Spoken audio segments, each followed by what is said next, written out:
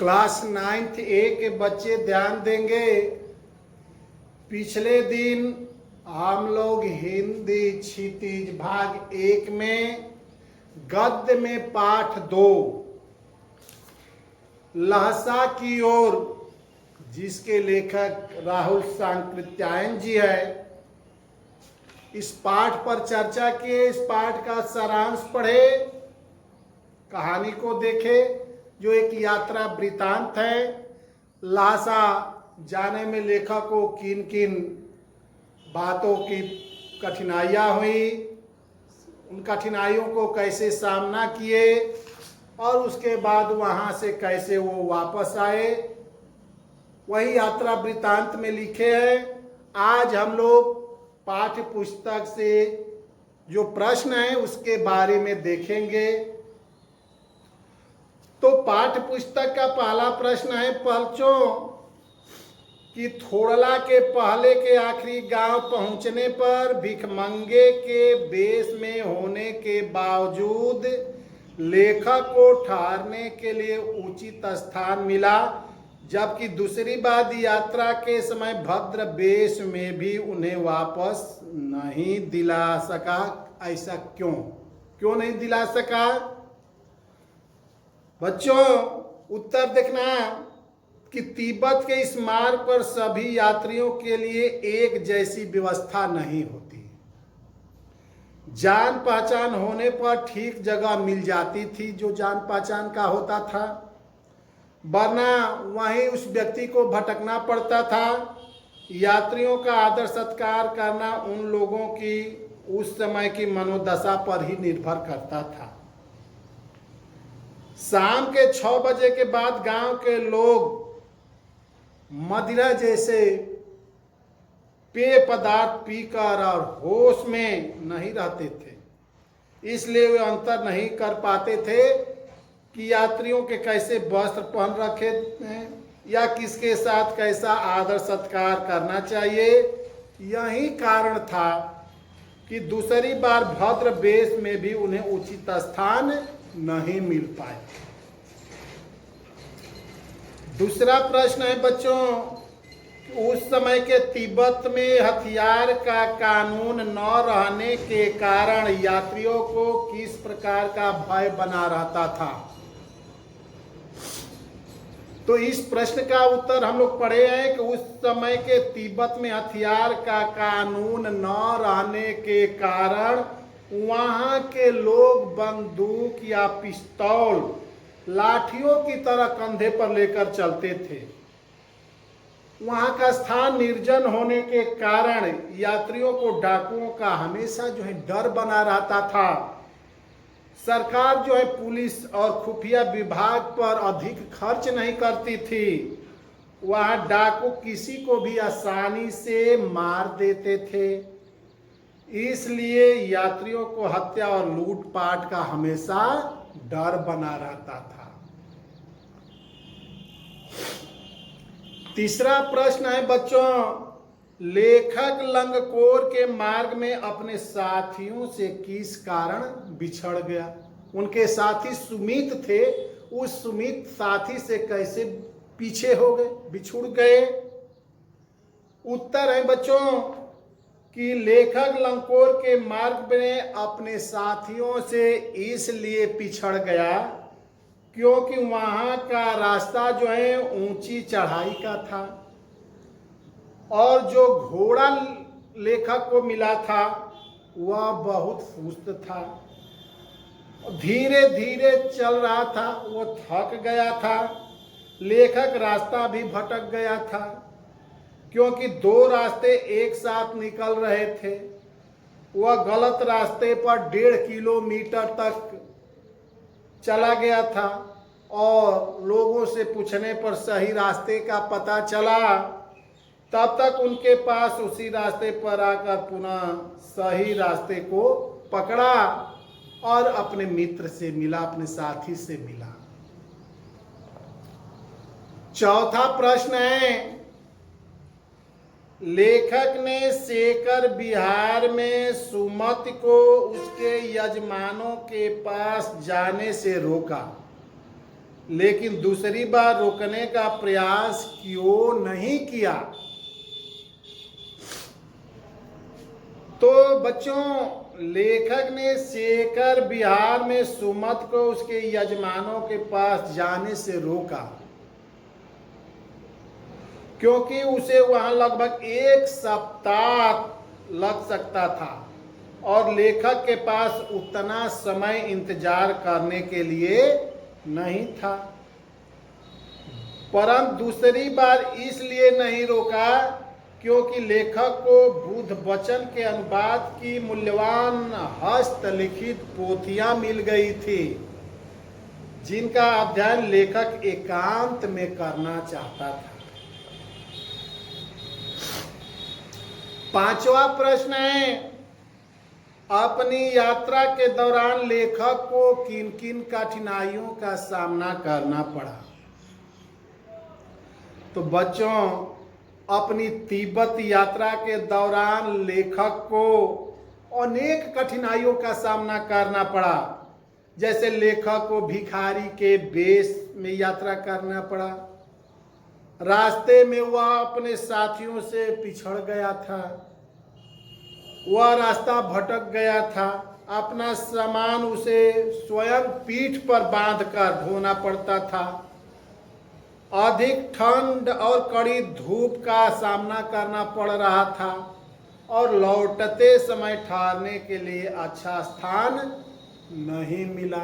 यही कारण था कि उनको अनेक कठिनाइयों का सामना करना पड़ा। 6वां प्रश्न है बच्चों, प्रस्तुत यात्रा वृतांत के आधार पर बताइए कि उस समय का तिब्बती समाज कैसा था? उत्तर देखना बच्चों, प्रस्तुत यात्रा वृतांत के आधार पर उस समय का तिब्बती जो समाज था वो खुले विचारों वाला था।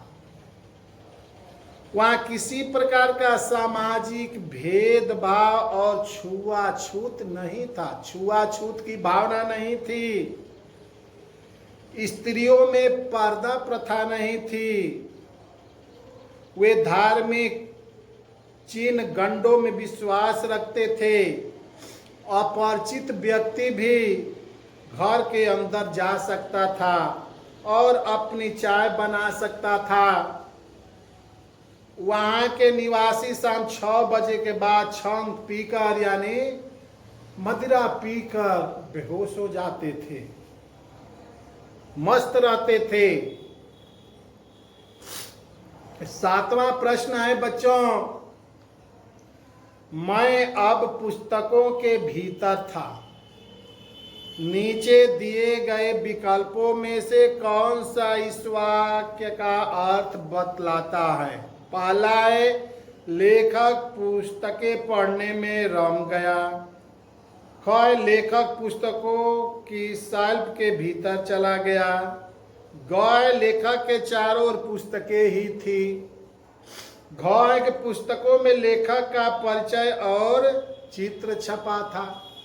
तो बच्चों, चारों विकल्पों में पहला विकल्प सही है कि लेखक पुस्तकें पढ़ने में रम के, क्योंकि बुद्ध की हस्तलिखियां थी, अनुवाद था और वही पुस्तकों को 108 पुस्तकों में वो पढ़ने में रम गया। अब उसके बाद बच्चों, रचना अभिव्यक्ति से प्रश्न है नंबर 8 कि सुमत के यजमान और अन्य परिचित लोग लगभग हर गांव में मिले। इस आधार पर आप सुमत के व्यक्तित्व की किन विशेषताओं का चित्रण कर सकते हैं? सुमत एक मंगोल भिक्षु थे। वह दूर दूर तक गांव के लोगों के लिए पुरोहित का काम करता था। वह अपने यजमानों में बहुत लोकप्रिय था। उसके यजमान उस पर बहुत श्रद्धा एवं विश्वास रखते थे। सुमत अत्यंत मिलनसार स्वभाव का था। वह बोध गया से गंडे ताबीज लाकर अपने यजमानों में बांटता था। अत्यंत व्यवहार कुशल होने के कारण लोग उसका इज्जत करते थे, सुमित का सम्मान करते थे। रचना अभिव्यक्ति का 9वां प्रश्न है बच्चों कि हालांकि उस वक्त मेरा भेष ऐसा नहीं था कि उन्हें कुछ भी ख्याल करना चाहिए था। उक्त कथन के अनुसार हमारे आचार व्यवहार के तरीके वेशभूषा के आधार पर तय होते हैं। अपनी समझ में यह उचित है अथवा अनुचित विचार व्यक्त करें। तो बच्चों ये अपनी राय देनी है, इस प्रश्न के उत्तर में अपनी राय देनी है। जैसे मान लीजिए कि ले लिया जाए कि वेशभूषा व्यक्ति का बाह्य आवरण होता है। साधारण वेशभूषा एवं आचार विचार किसी व्यक्ति के उच्च या निम्न स्तर का परिचायक नहीं होता। अच्छी वेशभूषा वाला व्यक्ति भी गलत या कुत्सित प्रवृत्ति का हो सकता है। कोई व्यक्ति ज्ञानी या अज्ञानी है, बौद्धिक रूप से उच्च स्तरीय या निम्न स्तर का है, इसका निर्धारण वेशभूषा के आधार पर करना और उसके अनुसार व्यवहार करना उचित नहीं हो सकता है। 10वां प्रश्न है बच्चों, यात्रा वृतांत के आधार पर तिब्बत की भौगोलिक स्थिति का शब्द चित्रण प्रस्तुत करें कि वहां की स्थिति आपके राज्य शहर से किस प्रकार भिन्न है। तो इस प्रश्नों का उत्तर भी बच्चों अपने स्तर से, अपने आधार पर आप लोग पाठ पढ़कर लिख सकते हैं कि तिब्बत भारत और नेपाल के उत्तर में स्थित है। यह समुद्र तल से 16-17 हजार फीट की ऊंचाई पर है। इसके रास्ते ऊंचे नीचे एवं निर्जर हैं। दक्षिण की ओर पूर्व से पश्चिम तक हिमालय के बर्फ के ढके हजारों शिखर हैं, जबकि भीटे की ओर देखने पर पहाड़ एकदम नग्न दिखाई देते हैं। तिब्बत की स्थिति हमारे राज्य शहर से इसलिए अलग है, भिन्न है, क्योंकि हमारा राज्य या शहर मैदानी भूभाग में पड़ता है, जबकि तिब्बत पहाड़ी और पठारी भूभाग है।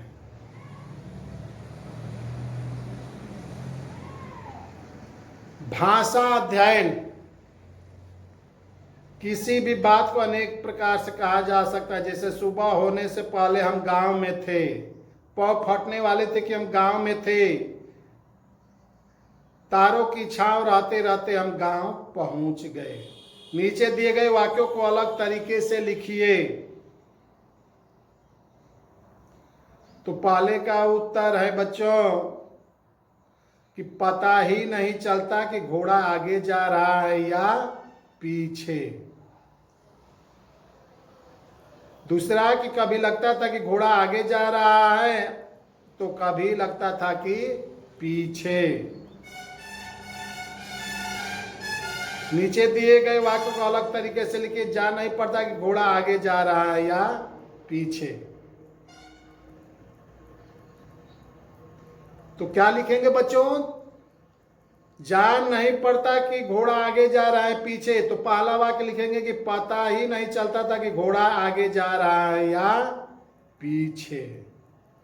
दूसरा, कभी लगता था कि घोड़ा आगे जा रहा है तो कभी लगता था कि पीछे जा रहा है।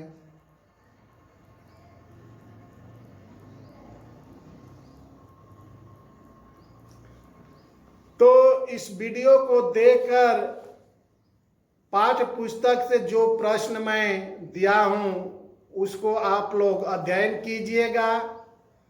उसके बाद बच्चों गद्यांश पर आधारित परीक्षा में प्रश्न आता है। पाठ्य पुस्तक से गद्यांश एक पैराग्राफ उतार देगा और 2-2 नंबर का प्रश्न आता है, 6 नंबर का प्रश्न आता है। जैसे एक गद्यांश मैं पढ़कर बता देता हूं, इस पर प्रश्न। जैसे कोई गद्यांश हम पाठ्य पुस्तक में से ले ले कहीं से एक पैराग्राफ। जैसे वह नेपाल से तिब्बत जाने का मुख्य रास्ता है। फरी कलिंगपोड़ का रास्ता जब नहीं खुला था तो नेपाल ही नहीं हिंदुस्तान की भी चीजें इसी रास्ते तिब्बत जाया करती थी। या व्यापारिक ही नहीं सैनिक रास्ता भी था। इसलिए जगह जगह फौजी चौकियां और किले बने हुए थे जिनमें कभी चीनी पलटन रहा करती थी। इस तरह ये पैराग्राफ देखिए और इस पर कॉम्प्रिहेंसिव प्रश्न पूछता है बच्चों। जैसे 3 प्रश्न पूछे गए कि तिब्बत मार्ग में क्या क्या था उनका वर्णन कीजिए, तो इसमें इसी में उत्तर है बच्चों। जैसे तिब्बत मार्ग पर जगह जगह फौजी चौकियां और किले थे जिनका प्रयोग कभी चीनी पलटन द्वारा किया जाता। अब बहुत से मकान गिर चुके थे और किले टूटे हुए भागों में किसान अब उसमें रहने लगे हैं। तो ये उत्तर जो है इसी पैराग्राफ में प्रश्न का मिलेगा। दूसरा प्रश्न है कि तिब्बत में सामाजिक जीवन का चित्रण कीजिए, तो उत्तर इसी में है बच्चों कि तिब्बत में सामाजिक जीवन में समानता की विशेषता देखने को मिलती है, क्योंकि उस समय उस समाज में जात पात छुआछूत पर्दा प्रथा नहीं थी। तिब्बत के लोग बिना भय के रहते थे। तो इसी तरह का प्रश्न आएगा। आप लोग गद्यांश को पूरा अध्ययन कीजिएगा। अध्ययन करने के बाद उस पर कहानी को सारांश को याद कीजिएगा, ताकि कोई प्रश्न पूछे तो उसके आधार पर अपने शब्दों में आप लोग इसको व्यक्त कर दीजिएगा।